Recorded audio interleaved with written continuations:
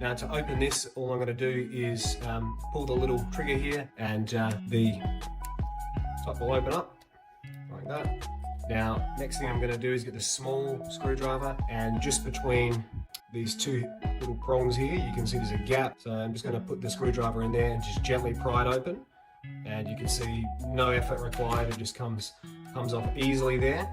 And next step is we're going to flip it over and take off this other cap. Now this one here is a little bit more tricky, so you can see it's got this kind of little lip here, either side of these two holes.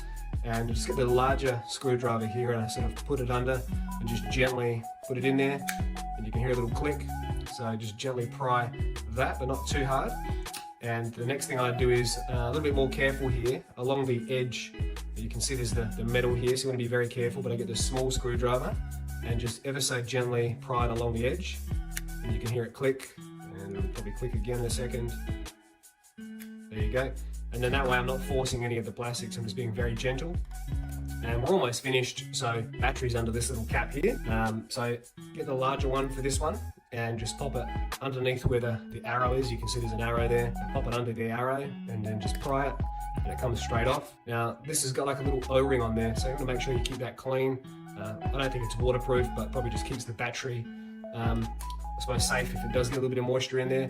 And next thing is just get a small screwdriver to pop the battery out, and it comes out really easily. You can just put it in there, and there you go.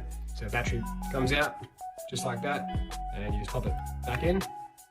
Okay, so now we're just going to assemble it, and pretty much in reverse order. So we get the cap, and you just sort of start by putting it in the back section there, and then push it down. You use both thumbs, just push it down, you hear a click. So that's done. Then we've got the other cap, and you can see this little sort of male end here. So actually come from the other side and just sort of get it to click in there. It's got kind of teeth on it, and then it just feeds straight through that hole in the back, and you just push it down, and again, and you can hear it all click. Make sure it's all in. Then we're going to get this little back section here, and you can see where these two teeth are. You just basically get the two teeth and put them straight into there.